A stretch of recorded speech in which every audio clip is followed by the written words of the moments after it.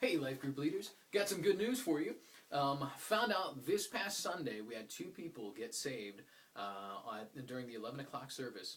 And I was excited to know, I'm still finding out about the other one, but the one actually had some Life Group involvement in the witnessing process, which is exciting to me.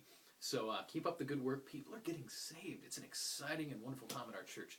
So thanks for all you're doing. Man, it's awesome. So I also wanted to talk to you, as good things are happening, and I just came back from a conference where we were dealing with groups and some other things. And one of the things that's been shining through is the importance of commitment for the group. And it seems the more people are committed to the life group, the stronger that group is, the more effective they are at evangelism, at care, at discipleship. It's just huge. So I wanted to talk about just a few principles to apply, because I know some of us deal with commitment issues with our life group.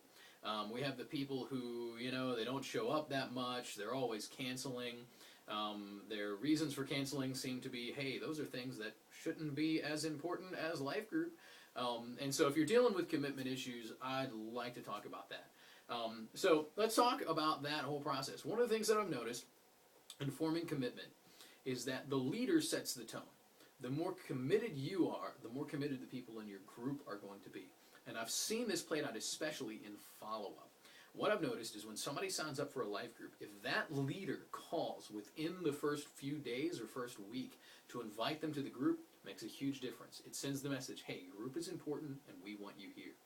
What I've also noticed is when we follow up with the calls during the week, let's say somebody misses, calling them that week, even that night or the next day, and saying, hey man, we missed you. What happened? And don't give them a hard time, but just remind them it was important and they missed it. Is everything okay? And I've noticed that sets a tone. The same thing is true in how we deliver on community. So we talked about follow-up. There's also delivering on community. It's easy to say that my life group is the place where I'm close to people and where we live in this ministry community together and we disciple one another. But that means some things outside of the group. It's one thing to be together and share together. That's huge. That's kind of what seeds it. But when life group really does its job, it's when somebody has a loss in the family, like from our former group recently. Does the group follow up? Is your group delivering on meals for people who have had a loss? Is your group calling up and saying, hey, how did things go with that interview that you had yesterday? When you're following up on personal things, on losses in the family, on struggles that they're having, when you're calling them during the week and touching base, making contact, that's community in action. When you're actually going the next step and making things happen, like meals for someone who's lost a loved one, or helping them empty out their basement, which, by the way, some people from my life group were over helping empty out my basement after it flooded yesterday. That's community, and it means something. And I tell you what, when the church delivers on community, when a life group delivers on community, amazing things happen. That's contagious in the world. By the way, I want to talk later about how we can do this evangelistically. The other thing, so we talked about follow-up, we talked about delivering on community. I want to talk to you about canceling well. It's very easy for lots of things to be going on, especially around Thanksgiving, Christmas, and New Year's. And you don't realize it until it's too late, but everybody's out of town. And so it comes the night of your meeting, you haven't thought about it, so you're canceling last minute. It's almost never a good idea to cancel last minute. And I know sometimes it happens, things are going on, and you just need to make that call. What I'd like for you to do is get proactive about it. If you know that people are going to be gone on the weekend when you were going to meet, talk about moving it to the next weekend.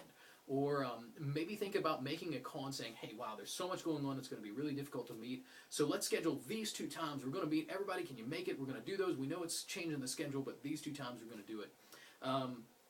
There's something happening about being proactive about the schedule and being okay with canceling during Christmas season. Let's just face it, people are with family, they're not in town, it's hard to meet.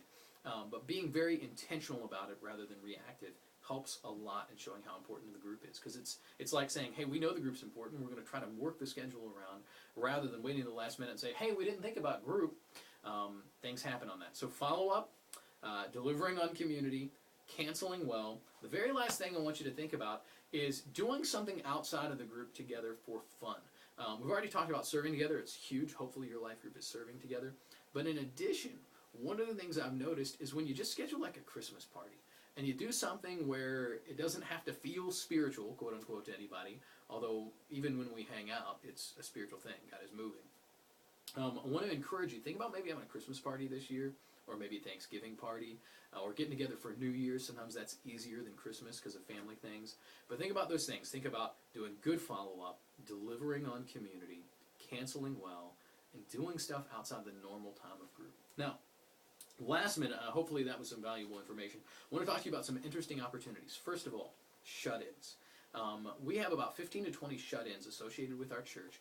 I would love for some life groups to step up and say, hey, once a month, one person from our life group will go and visit that shut-in. If you're interested in doing that, it's a very low time commitment. We're talking about once a month, and the whole group doesn't even have to go. You could even rotate to where it could play out that you only have to go once a year.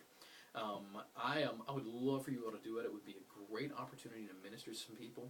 You might also thinking about doing that with some people in need. What if your life group adopted a family? We're going to be talking about this more a little bit later, especially as we get coming up to this thing called Christmas Serve that we're doing. But maybe you think about the community that your life group has, and what if you shared it with one person outside of the church body so that you could minister and evangelize? Be a great opportunity. The other thing, be sure to keep us updated about things going on. Hopefully you've finished your CCB profile. I say that moderately facetiously because I know a lot of you aren't done with it.